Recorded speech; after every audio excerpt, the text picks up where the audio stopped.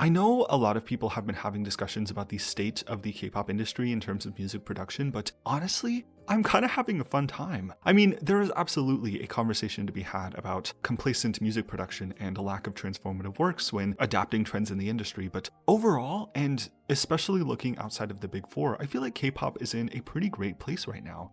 Socially, our community has never been worse. I don't think we're ever going to recover from the monetization of engagement on platforms like Twitter and how K-pop fans tend to knowingly and unknowingly behave like newborn dogs and engage with whatever is placed in front of us very earnestly without any possible consideration that people are now financially incentivized to say the thing that will garner the most engagement. I don't think we'll ever advance to that stage of discernment.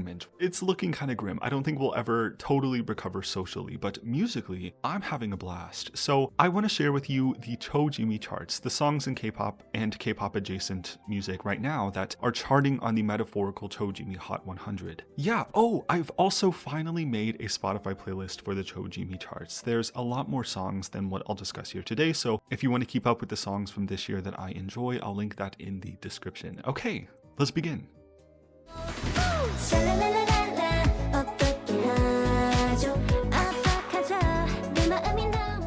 First is, kind of the whole album. Every song from the My Name Is album by Say My Name. Being a Wiz one, of course I was going to check in on my cousin Hitomi to Say My Name's debut. I believe this album is the first comeback of theirs, and whoa, this whole album is really something else. 1,2,3,4 and XOXO have been on the most rotation, but really the whole album is a masterclass in, I think you could call it roughly or approximately city pop. There's a lot more going on than just city pop, but that seems to be the most central tether to the whole EP.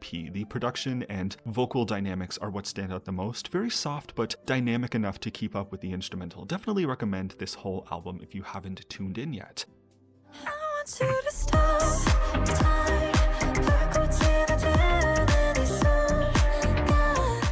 Ash by SSERAFIM.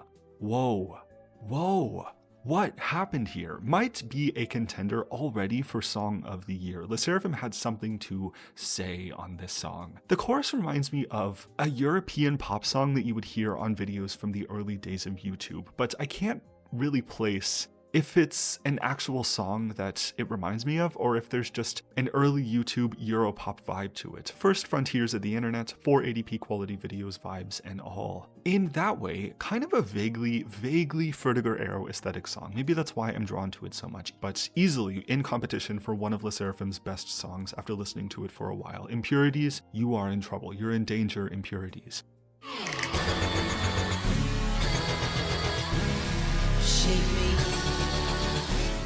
Zen by JENNIE. Yeah. The whole Ruby album is excellent music, and Zen is the song that I've been returning to the most. It's such a strong centerpiece for the whole album, giving us a bit of reasoning conceptually behind its creation and a sonic feeling behind what all led up to this album being created. With the help of a lot of intricate production features, the owl sound throughout the song most notably, you get the feeling that Zen is a revelation that happened all of a sudden in the dead of night. The isolation you feel when you're left to your own thoughts in the quiet, and the willingness you have to overthink your whole life situation at 2 a.m. Zen is a confident declaration that nobody is going to move your own soul for you. You have to walk or march in the direction of what you want out of life. This song is incredible. I keep coming back.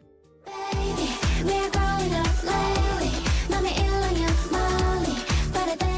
Next is kind of the whole album again, the Glow Up EP by RESCENE. I really liked their previous releases. I think in particular was my favorite from last year. I know the Glow Up EP has been kind of controversial. I think people associated RESCENE with a change of trajectory in the softcore aesthetic in K-pop, and so an album like this has kind of been demoralizing for those people. If the Glow Up EP performs well enough, RESCENE might stay with the sound for a while, so I don't know. I don't want to diminish that conversation, but I really do like the songs from Glow Up. This EP is a tried and true exploration into the softcore wave that has a titanic death grip over the industry right now, but the venture overall is very successful in my opinion. I think Going On is my favorite song on the EP right now. It pushes a little bit against the limits of what you'd expect from this sound and style. So if you don't mind the softcore aesthetic generally in K-pop and haven't listened to this EP yet, I do highly recommend it for sure.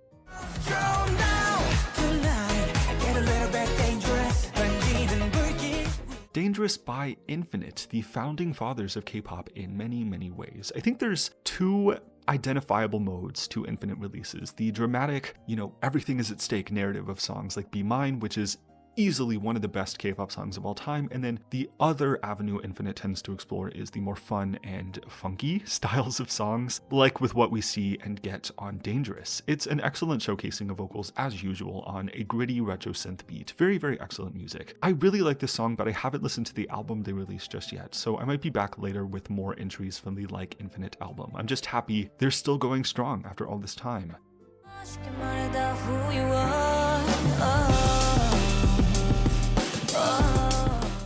NMIXX, Know About Me and High Horse specifically, but the entire album is genuinely amazing. This is your last warning to listen to the FE304 Forward album before I have to take action personally. The choujimi channel does have goons ready to dispatch those who do not follow instructions. Please listen to this album if you haven't already. But anyways, I like the album on first impression, but after listening to it for a while, oh wow. NMIXX is continuously outdoing themselves, each album bringing something new, but maintaining the level of quality that has compounded over time since their debut. I never really expected to like a song like High Horse, but I just don't know. NMIXX is able to give off such a compelling vocal performance in tandem with the instrumental that I keep coming back. I keep coming back.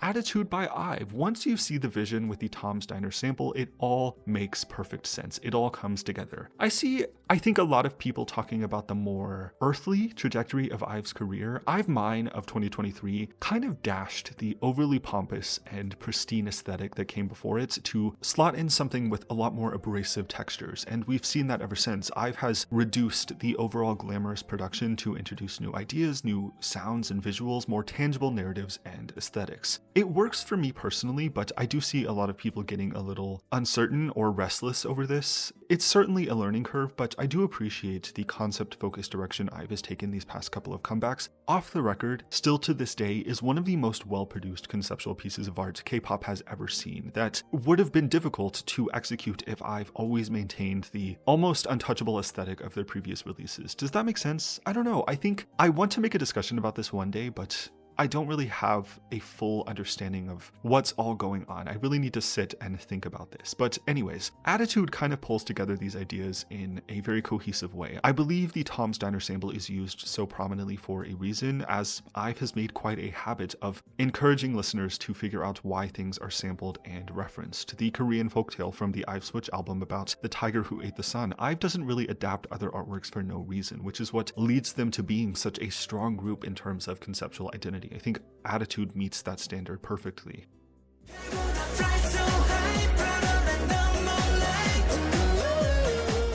Next is the BOYZ, Misdemeanor, and how do you say the name of this song? Is it VVV or BBB?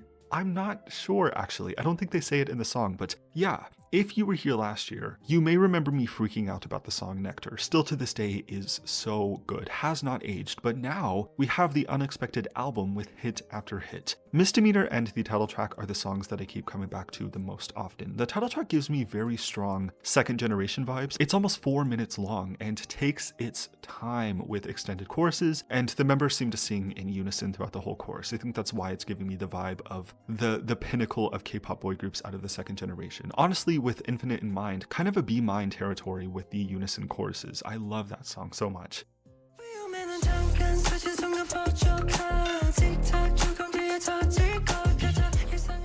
10 has released an excellent album recently. Who is surprised? Not me. I was there for Nightwalker and the 10 mini album, and now we have Stunner, the second mini album. The title track is an instant classic in my books. 10 out of 10 showcasing of 10 strengths, his vocal ability and range in the verses, the vocal dynamic in the choruses. I don't know what you would call the genre of this song, maybe a more vibrant or dynamic presentation of the gritty sound and style we saw from Nightwalker, the heavy bass, groovy synths, and classic SM style. When it comes to Stunner, 10 is here to remind us that he can genuinely do it all and more.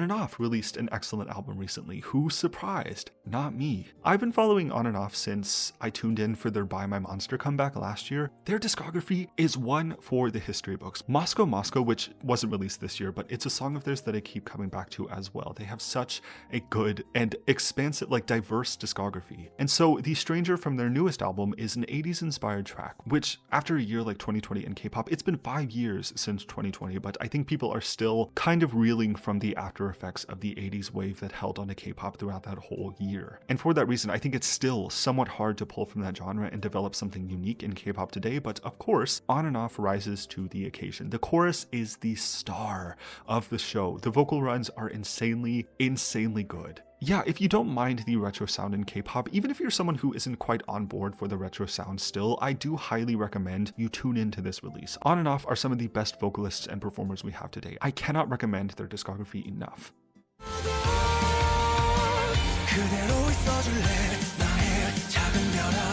The Starry Night by ONEWE, kind of horse girl music, and I mean that as a compliment. I love this style of music in K-pop. So horse girl music blended with a kind of soft pop rock, well, not even really soft pop rock, I think just general pop rock, vocal heavy, anime intro-esque composition. It gives me the same urgent feeling that Fingertip by GFriend does. Everything is important in this moment that I'm standing on the equestrian field, ready to ride my horse in front of the massive crowd. I don't know. I love this music genre of horse girl music so much, and I'm very happy that ONEWE decided to bring it back in some very interesting ways for sure.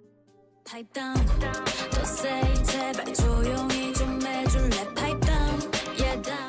Next is Pipe Down. I really love this sound and style on STAYC. I mentioned in the video I made about the EP that Pipe Down exists in a similar vein lyrically as GPT, but has a lot of production sensibilities from what we saw on the Young Love album. It's dark and brooding sonically to express a narrative about analyzing the behavior of someone who they used to be in love with and are kind of falling out of love with that person over some deal-breaking behavior traits. It's still currently my favorite from their latest EP, and I think it'll be my favorite for a while. There's a lot of dynamic to its composition overall.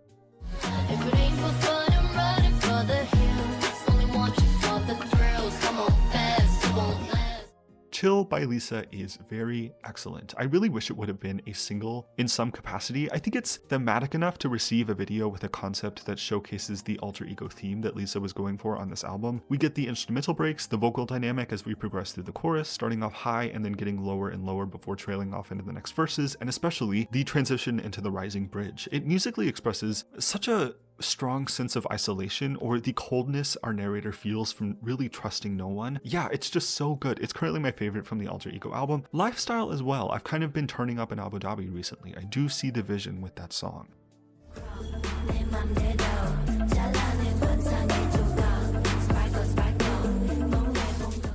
Next is The Chase by Hearts to Hearts. I know this song represents the current problem people have with softcore styles in K-pop. However, I do think H2H does it the best in a lot of ways. If you can really sit down with this song and try to understand why it's produced in the way that it is, the tie-in to the manifestation concept, it comes together as maybe the pinnacle of this aesthetic in K-pop. I know it's contentious territory all around, it's way oversaturated, but maybe after we progress in the months or years to come, the value of this song will appreciate over time. I think it's an incredibly solid debut in retrospect, or in somewhat kind of retrospect. It's only been a couple of weeks, but still, very, very good song.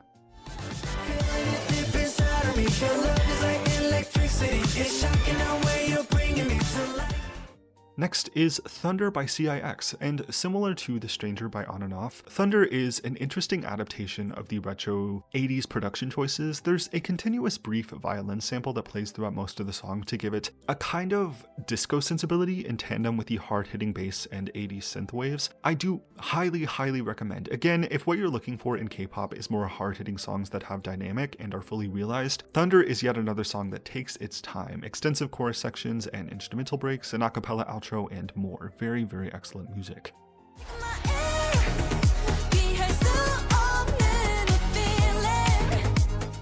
Air, YEJI solo debut. This is another groovy soundtrack that, interestingly, I have a lot of ideas about this. I think Air is unfortunately easy to overlook due to how much the retro sound was exacerbated by JYP Entertainment specifically during the 2020 wave, and still is to this day. JYP has always been about songs with retro sensibilities. It was certainly prime time for this company around 2020, and I think the consequence of that is a song like Air has the guise of not being truly transformative, when in reality, it really is for an artist like YEJI. This is a new sound by ITZY standards, does great work to distinguish the solo work of YEJI as something unique, but maybe has a tough time distinguishing itself from the larger collective work of JYP Entertainment. For as well composed as a song like this is, I think that's my general guess as to why it might be overlooked by some people. Regardless though, YEJI does great work on this song and plays to all of her strengths. It's a dance-focused track that keeps its retro, disco pacing at a nice momentum all throughout.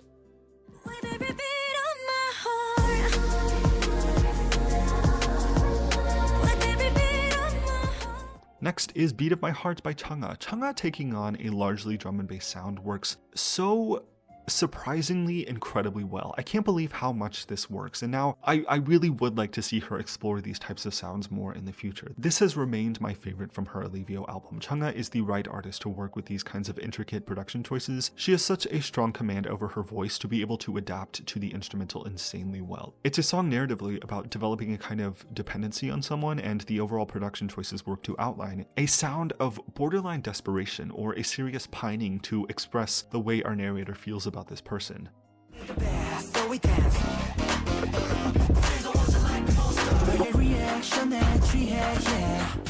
Like a Monster by KICKFLIP, another song that has remained my favorite track from this debut. I think it does the best to outline this group's full potential. There's a balanced blend of vocal moments, performance-focused moments, all in front of a truly experimental NCT-esque beat. I mean, on one hand, I wish it would have been promoted, but on the other hand, it sounds strikingly similar to NCT, especially in the chorus. I said in the video that I made about their debut that I believe there's room for other artists to explore what can be broadly called the neo-culture sound, but for the purposes of a debut, I think other songs on this EP fared better to promote the group for the first time for sure, but Like a Monster remains my favorite personally. Every time I take a big step, the jelly back you and me, got them crazy acting like that. Act Like That by GENBLUE. So Act Like That is a hard song to throw a net around. It kind of works to betray your expectations when you're listening to it. It's overall your standard fare, high energy pop song from a girl group, but there's a handful of very hard hitting production samples that clue us into a really gritty breakdown bridge, but then we pretty soon get back to the lighthearted and upbeat progression again to finish out the song. It reminds me a little bit of a blend between Everglow and NMIXX in production, not the same sounds necessarily, but a similar function as Bon Bon Chocolat and Party O'Clock specifically.